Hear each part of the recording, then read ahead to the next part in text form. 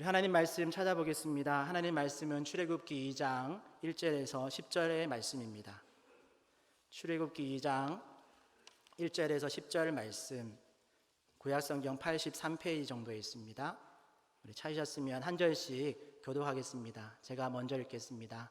레위 가족 중 한 사람이 가서 레위 여자에게 장가들어 그 여자가 임신하여 아들을 낳으니 그가 잘생긴 것을 보고 석 달 동안 그를 숨겼으나 더 숨길 수 없게 되매 그를 위하여 갈대 상자를 가져다가 역청과 나무지를 칠하고 아기를 거기 담아 나일강과 갈대 사이에 두고 그의 누이가 어떻게 되는지를 알려고 멀리 섰더니 바로의 딸이 목욕하러 나일강으로 내려오고 시녀들은 나일강 가를 거닐 때에 그가 갈대 사이에 상자를 보고 시녀를 보내어 가져다가 열고 그 아기를 보니 아기가 우는지라 그가 그를 불쌍히 여겨 이르되 이는 히브리 사람의 아기로다.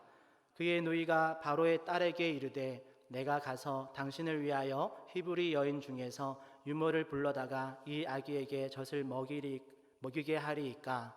바로의 딸이 그에게 이르되 가라 하매 그 소녀가 가서 그 아기의 어머니를 불러오니 바로의 딸이 그에게 이르되 이 아기를 데려다가 나를 위하여 젖을 먹이라. 그가 그 삭슬 주리라. 여인이 아기를 데려다가 젖을 먹이더니 이름을 모세라 하여 이르되 이는 내가 그를 물에서 건져 내었음이라 하였더라. 아멘. 오늘 저는 본문의 말씀을 가지고 너의 참 부모이신, 부제가 요게벳의 노래이죠. 이 제목으로 말씀을 나누려고 합니다. 우리 주일 순서를 설교 순서를 받고 5월 14일이 어버이 주일이기도 하고 또 5월에 가정의 달이기도 해서 어떤 말씀을 전할까 고민하다가 오늘 본문을 가지고 만들어진 요게벳의 노래라는 찬양이 떠올랐습니다. 이 노래는 몇 년 전에 처음으로 사람들에게 알려졌는데요. 저도 처음에 듣던 그날 아주 많은 감동과 깨달음을 얻을 수 있었던 노래입니다. 그래서 오늘은 어버이 주일이기도 하고 지난주는 또 우리 어린이 주일이었어서 설교 전에 영상 하나를 함께 보고 말씀의 배경과 또 요게벳의 마음을 조금이라도 더 공감하는 시간을 가지려고 하는데요. 영상을 보기에 앞서서 이렇게 본문을 정해놓고 제목을 정하고는 설교를 준비를 하고 있는데 지난주 중에 마침 2부 예배 찬양대가 요게벳의 노래를 한다는 것을 알게 되었습니다. 이신점심 된 것 같아서 감사하기도 하고 한편으로는 우리 찬양대의 찬양과 이 영상을 같이 볼까라고도 고민하다가 그냥 찬양대의 찬양은 찬양대대로 또 은혜롭게 하나님께 올려드리고 또 영상은 영상대로 우리가 함께 보면서 이 은혜를 나누는, 그래서 2부 예배에 참석하신 분들은 오늘 이 찬양을 2번 듣게 되실 텐데요. 영상 보시다가 혹시 찬양을 아시면 이렇게 살짝 따라 부르셔도 좋을 것 같습니다. 오늘 본문과 이 노래와 영상의 초반부에는 모세의 어머니 요게벳이 모세를 갈대 상자에 넣고 나일강에 내려놓는 장면이 나옵니다. 짧은 장면이지만 우리가 상상해 보면 자신의 몸으로 나온 그런 갓난 아기, 또 아직 태어난 지 석 달밖에 되지 않은 그 어린 젖먹이를 나일강에 내려놓아야만 했던 그 요게벳의 마음, 그 어미의 마음이 어떠했을까요? 저희 가정에도 이와 비슷한 경험이 있어서 잠깐 나누려고 하는데요. 저는 28살에 결혼을 해서 신대원 1학년 때 첫째 아들을 낳았습니다. 그때 집사람은 이제 직장을 다니고 있었고 저는 주중에는 이제 학교 기숙사에서 생활했었습니다. 그래서 아기를 낳았는데 집사람은 직장에서 이제 3개월 출산 휴가가 끝나고 나서는 더 이상 이제 출근을 해야 돼서 더 이상 아기를 돌볼 수 없는 상황이 되었습니다. 그래서 저희 부모님 댁에 본가에 태어난 지 3개월 된 젖먹이 아들을 맡기고 제가 신대원을 졸업할 때까지 약 2년간 주말 부부가 아니라 주말 가족의 삶이 시작되었습니다. 신혼집에는 이제 금, 토, 주일 3일만 세 가족이 모여서 있었고 주일 저녁이 되면 집사람이 항상 가방 3개를 싸서 작별을 준비했습니다. 저는 학교로 가고 집사람은 친정으로 가고 또 아이는 할머니 댁에 가는 가방을 쌌죠. 그리고 지금도 잊혀지지 않는 기억이 있습니다. 처음 본가에 이제 아들을 맡기러 가는 날 집사람이 가기 전부터 그 눈에 벌써 눈물이 그렁그렁 이제 곧 터질 것 같은 그런 상황이었습니다. 꾹 참고 이제 3개월 된 젖먹이 아들을 부모님 댁에 눕혀놓고 집으로 돌아오는 차 안에서 이제 옆자리에 앉아있던 이제 집사람이 이제 눈물이 터졌죠. 엉엉 울기 시작했는데 5일간 짧은 작별이지만 젖먹이 아들을 떼어놓고 온다라는 것이 엄마에게 얼마나 큰 아픔인가라는 것을 새삼 느끼게 되었죠. 저는 애써 집사람을 이제 다독여 봤지만 그 마음이 이해되어지기도 하고 또 가난한 신학생 전도사 만나서 괜한 고생을 시키는 것 같아서 미안한 마음에 그냥 눈치만 보면서 집으로 왔던 기억이 납니다. 그리고는 매주 그렇게 주말 가족의 헤어짐과 만남이 반복되어지는 삶을 조금 살았었습니다. 그리고 시간이 지나서 이 요게벳의 노래가 처음 세상에 나왔을 때 저희 집사람이 이 노래를 처음 들었을 때 그때 아기를 맡기고 떠나오던 그 기억이 떠올라서 엄청 울었고 그 후로도 이 노래를 들으면 눈시울을 붉히기도 합니다. 어찌 보면 일주일 떨어졌다가 다시 만날 수 있는 그런 헤어짐인데 그것도 남에게 맡기는 것도 아니고 할머니에게 손주를 맡기는 것인데 이게 요게벳의 이 오늘 마음과 비교가 될까 싶지만 그렇지만 그럼에도 불구하고 어미가 자식을 내려놓는다라는 것은 그만큼 마음 아픈 일이죠. 그리고 그렇게 밖에 할 수 없는 상황, 안타까운 상황이기도 하고 우리가 이제 이 영상을 볼 텐데요.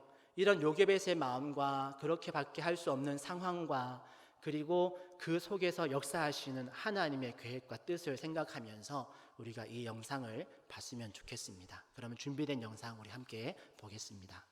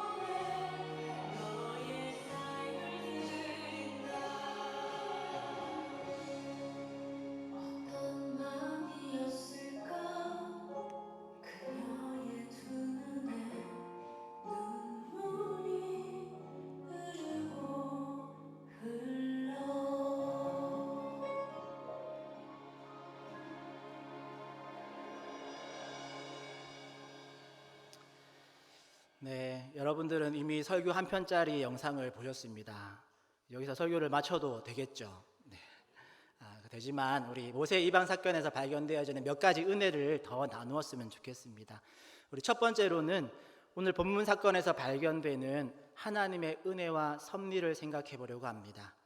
저는 오늘 본문의 말씀을 보다가 어떻게 이렇게 타이밍을 딱 맞추어서 바로의 딸이 목욕하러 나일강에 내려왔는지가 너무 신기했습니다. 5절 6절에서 보면 이 갈대 상자가 바로의 딸에게 도달하고 바로의 딸은 상자의 아기를 보고 불쌍히 여겨서 이는 히브리 사람의 아기로다 라고 말하고 그 아기를 자신의 아들로 삼기를 결심하는 장면이 나옵니다.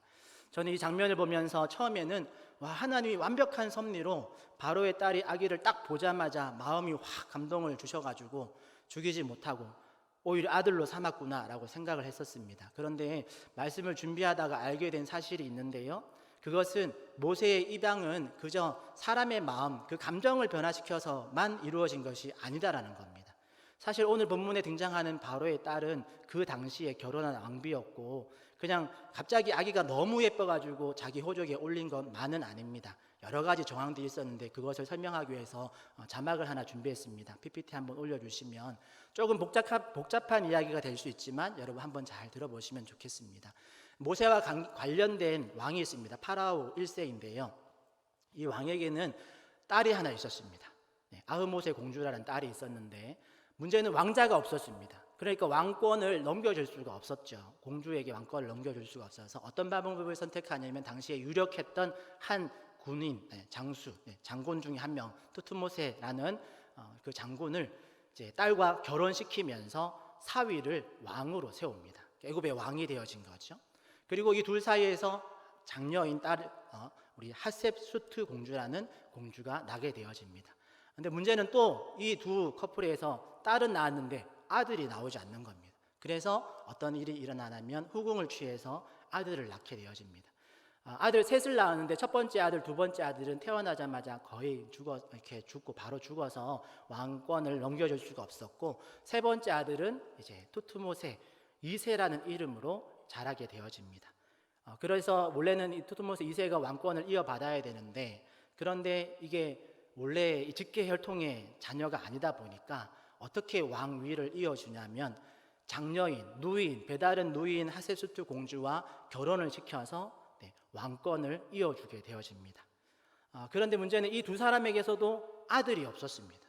아들이 없어서 또 하나의 방법, 하녀인 이시스에게 결혼을 시켜서 이제 아들을 놓게 되어지죠. 그 아들의 이름을 투트모세 3세라고 명칭하고 원래는 이 아들에게 왕권이 넘겨가게 되어져 있었습니다.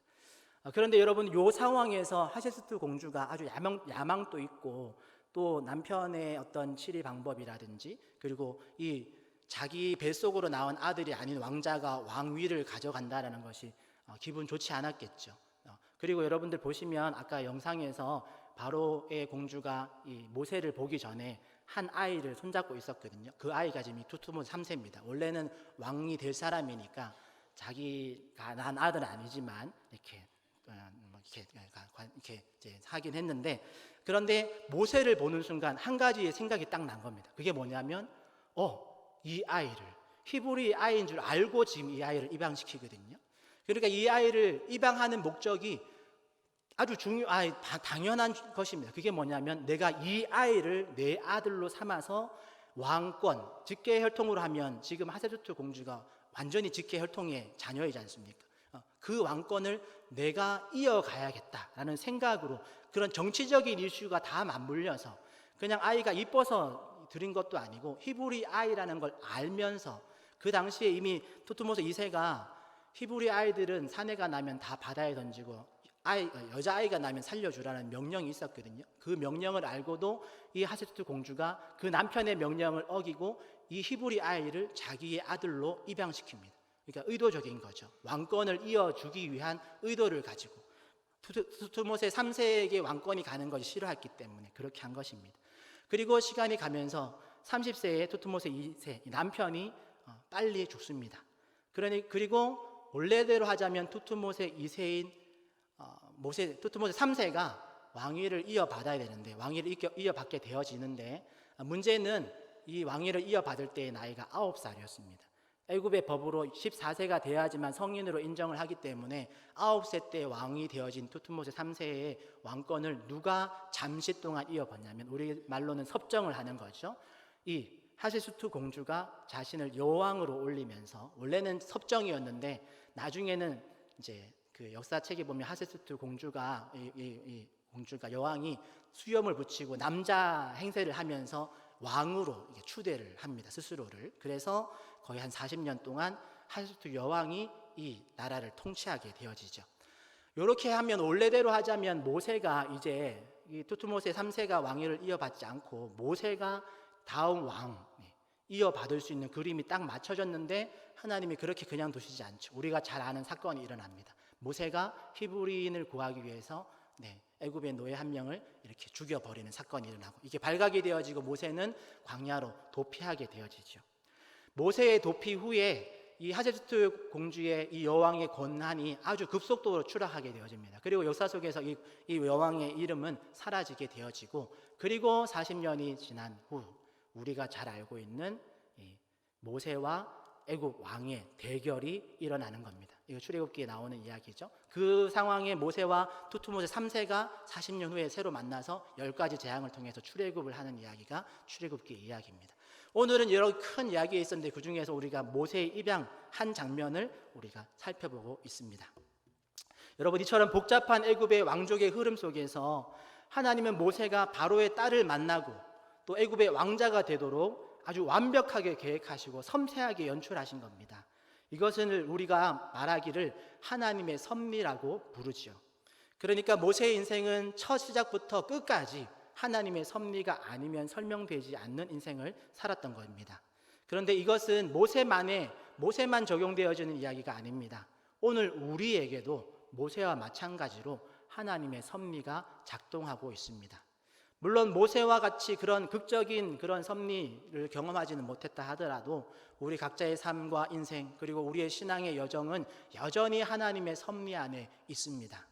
또한 우리의 자녀들의 삶, 더 나아가서는 우리 구미 강동교회의 여정까지도 다 하나님의 섭리 안에 있음을 믿으시기를 바랍니다. 그리고 이 하나님의 섭리는 언제나 선을 향해서 나아갑니다. 그러기에 언제나 합력하여 선을 이루시는 그 신실하신 하나님을 바라보시기를 바랍니다.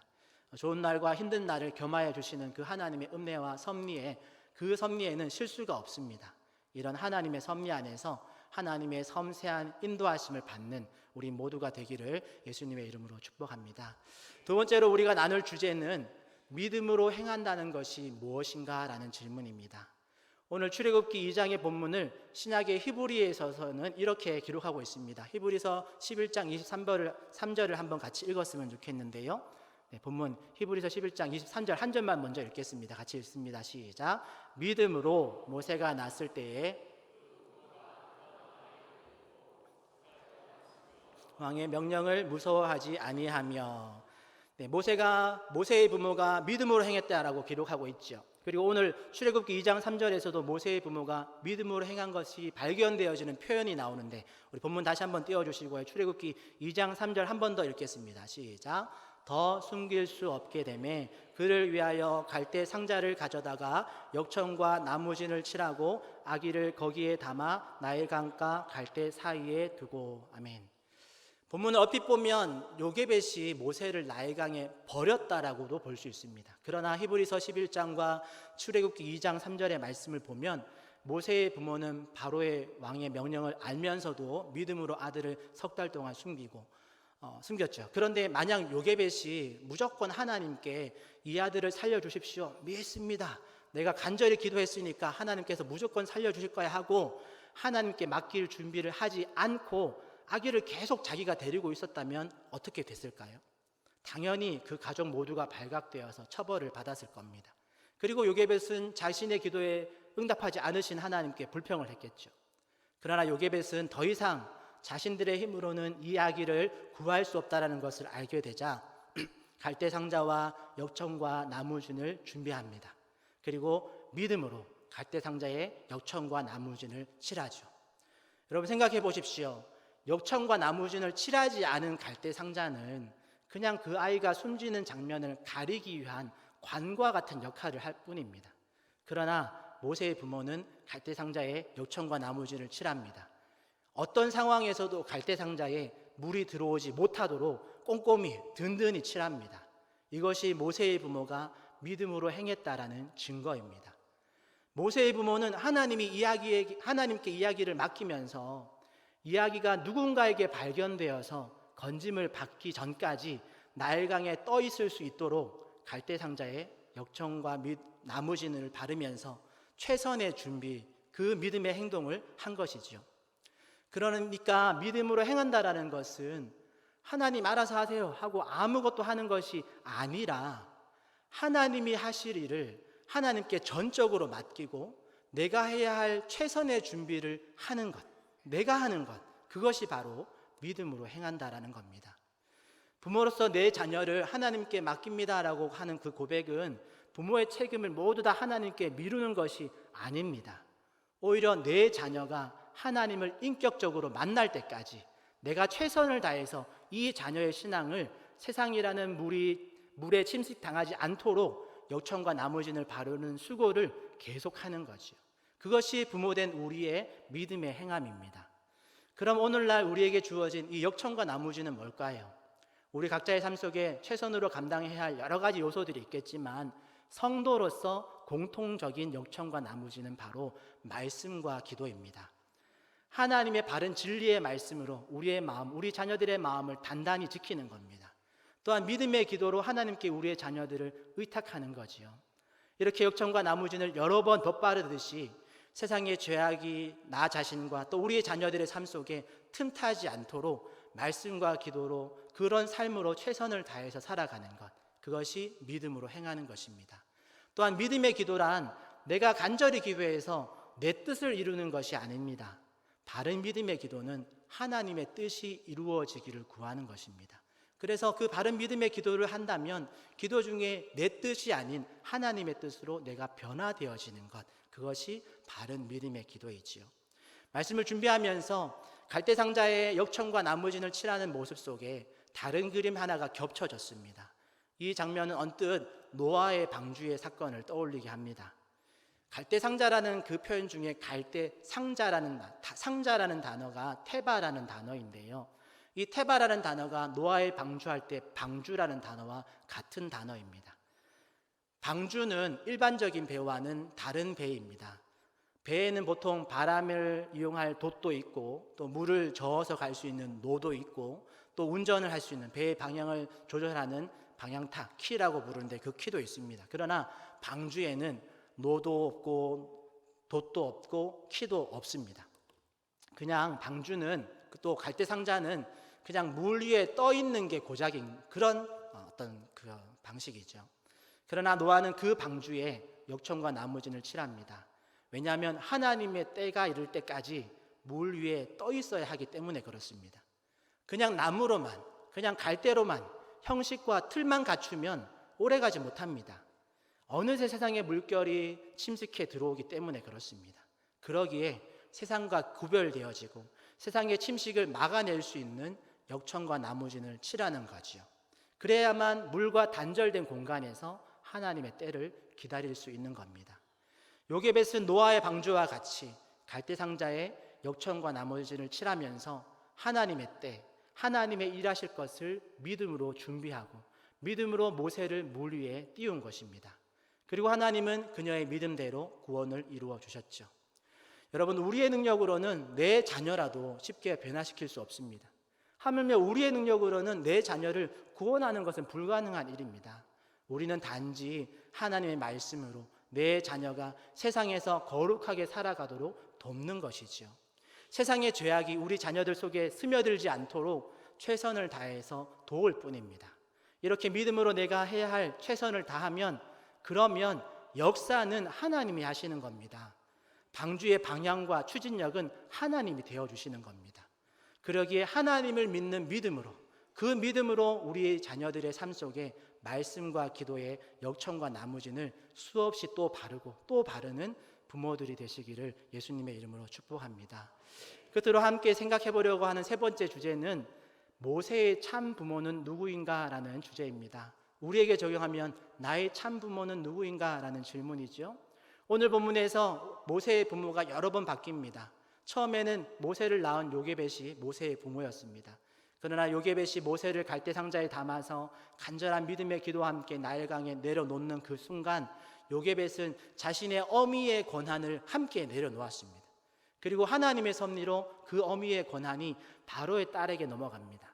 물론 하나님은 순식간에 모세에게 필요한 유모의 자리를 준비하셔서 다시 요게벳에게 그 모세를 안겨주시지요. 여기서 우리는 성경의 아주 중요한 원리 하나를 발견합니다. 그것은 하나님께서 종종 우리에게 우리의 가장 중요하고 필요한 무언가를 내려놓으라라고 요구하실 때가 있다라는 것입니다. 요게벳에게는 모세를, 나중에는 모세에게는 지팡이를 내려놓으라라고 요구하십니다. 그리고 그 말씀에 순종함으로 우리의 가장 소중한 것을 하나님 앞에 내려놓을 때에 하나님은 그것을 우리에게 다시 맡겨주십니다. 우리가 하나님 앞에 믿음으로 내려놓은 것은 더 이상 나의 것이 아닙니다. 하나님의 것이 됩니다. 그리고 하나님은 그 하나님의 것을 우리에게 다시 맡기십니다. 다시 한번 읽어드릴게요. 우리가 하나님 앞에 믿음으로 내려놓은 것은 더 이상 나의 것은 아닙니다. 하나님의 것이 됩니다. 그리고 하나님은 그것을, 그 하나님의 것을 우리에게 다시 맡겨주십니다. 오늘 요게벳도 모세를 나일강에 믿음으로 내려놓을 때 바로의 공주의 아들로 내려놓고 바로의 아들로 돌려받은 것이 아니라 하나님의 자녀로 요게벳에게 돌려주셨습니다. 모세도 40년간 양치기로서 살면서 사용했던 그 지팡이를 하나님께서 내려놓으라 하실 때, 그걸 내려놓았을 때 하나님께서 그것을 하나님의 지팡이로 다시 모세에게 돌려주셨습니다. 이처럼 하나님께서 우리에게 요구하시는 것은 믿음으로 내려놓으면 하나님은 그것을 하나님의 것으로 바꾸어서 우리에게 다시 맡기십니다. 그리고 이후로는 하나님의 것으로 맡겨진 사명을 감당하도록 우리를 이끄시는 거죠. 여러분, 이런 과정에서 요게벳은 모세에게 누가 너의 부모라고 가르쳤을까요? 애굽 여왕의 아들로 모세를 키우면서 요게벳은 모세에게 누가 너의 참 부모라고 가르쳤을까요? 네, 우리가 찬양의 가사에서 이미 들었던 내용처럼 요게벳은 아마 모세를 키우면서 수없이 이렇게 말했을 겁니다. 너의 참 부모는 애굽의 신이 아니라 여호와 하나님이시다라고요. 결국 요게벳은 모세의 부모를 요게벳 자신도 바로의 딸도 아닌 너의 참 부모이신 하나님이다라고 가르치고 그렇게 행했습니다. 모세는 하나님의 자녀로 그렇게 키우는 사명을 잘 감당했습니다. 소망하기는 오늘 이 말씀을 나누는 우리 모두도 동일하게 이런 믿음으로 나의 참 부모이신 하나님을 알기를 원합니다. 또한 우리의 자녀의 참 부모도 내가 아니라 하나님 아버지이심을 인정하시기를 바랍니다. 자녀는 우리에게 잠시 맡기신 하나님의 기업일 뿐입니다. 믿음으로 여러분들의 자녀에게 하나님 아버지가 너의 삶의 참 주인이시고 너의 참 부모님이다 라고 알려주시는, 그래서 하나님께로 우리 자녀들을 연결시킬 수 있는 그 일에 최선을 다하는 지혜로운 부모가 되시기를 축복합니다. 오늘 말씀을 정리하겠습니다. 우리는 하나님의 섭리 안에 있습니다. 그 섭리는 지금도 완벽하게 진행되어지고 있습니다. 그래서 때로는 부모로서 자식들 모르게, 또는 남편으로서 아내 모르게, 아내로서 자녀 남편 모르게 애태우고 속 끓이고 그렇게 흘린 눈물들도 있죠. 그런 흘린 눈물들 모두 다 하나님 섭리 안에 있습니다. 그것을 믿으시기 바랍니다. 신실하신 하나님께서 지금도 여전히 우리의 삶을 선으로 인도하시고 계심을 믿으시기를 바랍니다. 이 어버이 주일에 우리 어버이 되신 성도 여러분, 지금까지 자녀를 키우시느라 또 우리 교회를 이렇게 함께 세워오시느라 참 많이 애쓰셨습니다. 여러분의 수고가 결코 헛되이지 않습니다. 그것이 하나님의 섭리 안에서 우리의 자녀들을 지금 이 모습처럼 키워낸 것입니다. 우리 교회를 이만큼 세워오신 것이니까요. 또한 앞으로도 계속해서 믿음으로 갈대상자의 역청과 나무진을 바르듯이 말씀과 기도로 우리 각자의 삶 속에서 내가 해야 할 일을 최선을 다해서 살아가시는 그런 여러분 되시고, 그리고 하나님께서 하실 일을 전적으로 하나님께 맡기시기를 바랍니다. 그럴 때 하나님은 우리가 내려놓은 그것을 하나님의 것으로 바꾸어서 우리에게 다시 맡기실 겁니다. 끝으로 우리의 참 부모님은 하나님이십니다. 나의 참 부모님은 하나님이십니다.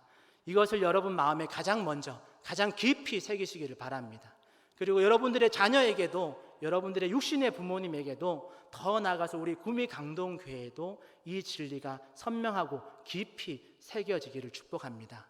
그럴 때 우리의 참부모이신 하나님께서 구원을 이루실 것입니다. 나의 참부모이신 하나님께서 날 이끌어 가실 겁니다.